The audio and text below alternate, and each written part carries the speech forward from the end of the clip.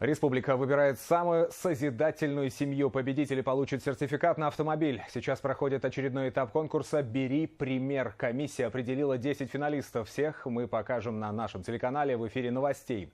Проголосовать за понравившихся конкурсантов можно будет с помощью СМС 10 и 11 ноября. Сегодня мы показываем вторую семью. Они призывают не просто голосовать за них, а присоединяться к их команде. Кузнецовы помогают бездомным животным и участвуют в субботниках.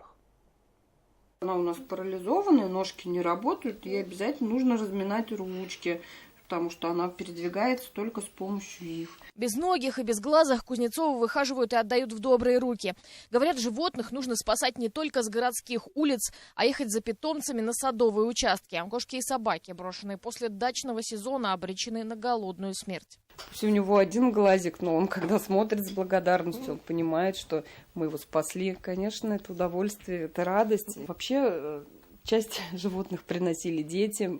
Собачка у нас, ее выбросили в мороз в месячном возрасте. Старший сын принес со слезами на глазах, конечно. Вот с этого, в принципе, и пошло. Каждый по очереди принес хоть одно животное. Не только помощь животным. Старший сын Кузнецовых Денис считает своим долгом спасение людей. Прошлым летом мальчика наградили за то, что он, рискуя жизнью, помог полицейским задержать вооруженного преступника. Денис помог найти дебошира. Мальчик уже решил, что будет служить родине.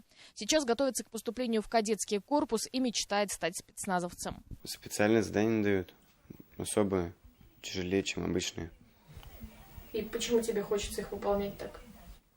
Не знаю, просто нравится. Хочу спецназ и все. Папа с мамой готовы поддержать любые начинания детей.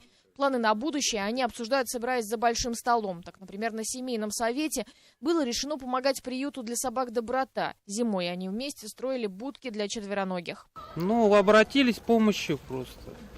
Кто может приехать помочь. Материал у них был, а рук не было.